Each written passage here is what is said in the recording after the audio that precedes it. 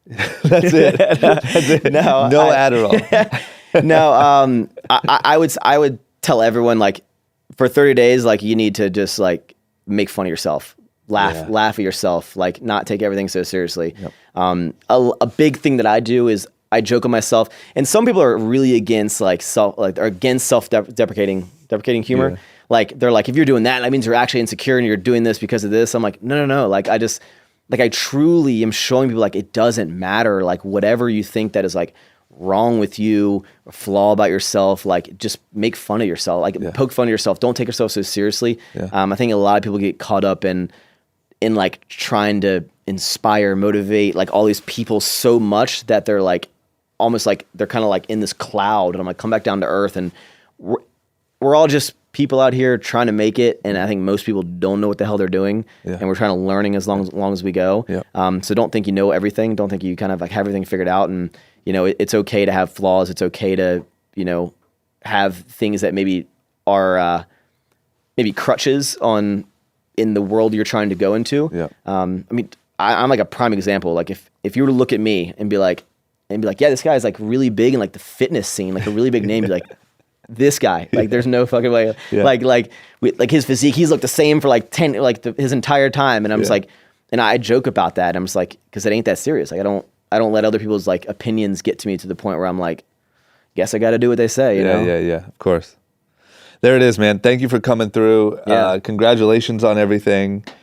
I'll be looking forward to my monthly box. I got you, man. I'm an influencer Only now. if you like sour candy. Do you like sour? Love sour candy. You're going to love this stuff. There it is, man. Thank you and congratulations. Absolutely, man. It was good to have it on here. Yes, sir. Guys, if you like that and you want to see more like it, as well as vlogs, other web series, and all the random stuff that I'm doing here on YouTube, don't forget to click that subscribe button. You won't regret it.